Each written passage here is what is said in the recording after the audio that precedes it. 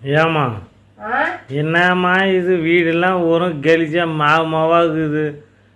நீ என்ன வேலை செய்கிறியா வேறு எதனா செய்கிறியான்னு ஒன்றுமே புரியல. கொத்து இருந்தால் பகிட்டி கொத்து இருந்தால் எடுத்துன்னு போய் 10 ரூபா கொத்து இருந்தால் அழகாக அரிசி குத்துறாங்க ஒரே சிட்டிக்கு போகிற நேரத்தில் மாவை. நீ என்னக்கா ஏதோ உளுத்தம் பருப்பு ஒரு பக்கம் போடுற, அரிசி ஒரு பக்கம் போடுற, ருபரன்னு சொல்லிட்டு 1/2 மணி நேரம் ஆச்சு. ஏங்க இப்பெல்லாம் அந்த காலத்துலலாம் கிரைண்டர் கூட இல்லை. எங்க பாட்டி எங்க அம்மா எல்லாம் அம்மியிலே ருப்பி இட்லி செஞ்சாங்க.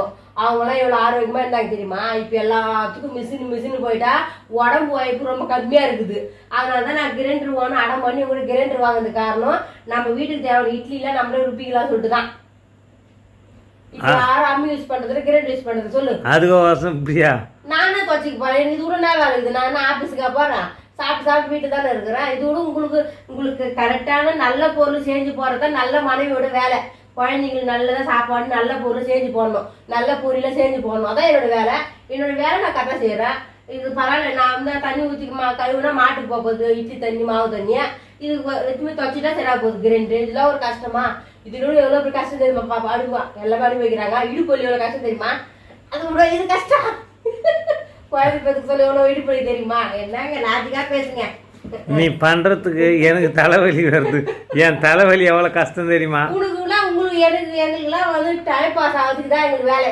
சமைக்கணும், சாமான் கழுவணும், துணி துவைக்கணும், மாவு அரைக்கணும். இதுலயே எங்களுக்கு 24 மணி நேரம் டைம் வந்து ஒரு 10 மணி நேரம் போயிடும். ஒரு 6 மணி நேரம் தூங்குறது கரெக்டா இருக்கும். எங்க கதை பேசாது எங்க வேலை கரெக்டா இருக்குது. அதுதான் அப்பெல்லாம் சொல்லுவாங்க பாட்டி அம்மா எல்லாம் சொப்பு விளையாட்டு விளையாடுறாங்கன்னு சொல்லு. அது மாதிரி பாரா சொப்பு விளையாட விளையாடுங்கிறா அந்த கிரட்ல என்னங்க மாவு வச்சு போட்டுக்கிறேன். கை காலெல்லாம் மாவு போய் விளையாடு. உங்களுக்கு நல்லா சேர்த்து போறான்னு கொழுப்பு தான். அது மாவு கொண்டாலும் அங்க போய் அச்சுனா சட்னு புளிக்கும். நம்ம கிரைண்டர்ல மாவு வச்சு சட்னு புளிக்காது. இது வந்து 2 நாளைக்கு 3 நாளைக்கு தாங்கும் மாவு. ஏதோ எல்லாத்துக்கும் ஒரு காரணத்தை வச்சிரு. நீ உனக்கு பிடிச்சிருந்தா சாப்பிடு, பிடிக்கலன்னா ஹோட்டல்ல போய் சாப்பிடுவோம். ஒரு நாள் ஹோட்டல் வாங்கியா சாப்பிட முடியுதா? சூப்பரா இருந்துச்சு. பிளைன் தோசை 30 ரூபா.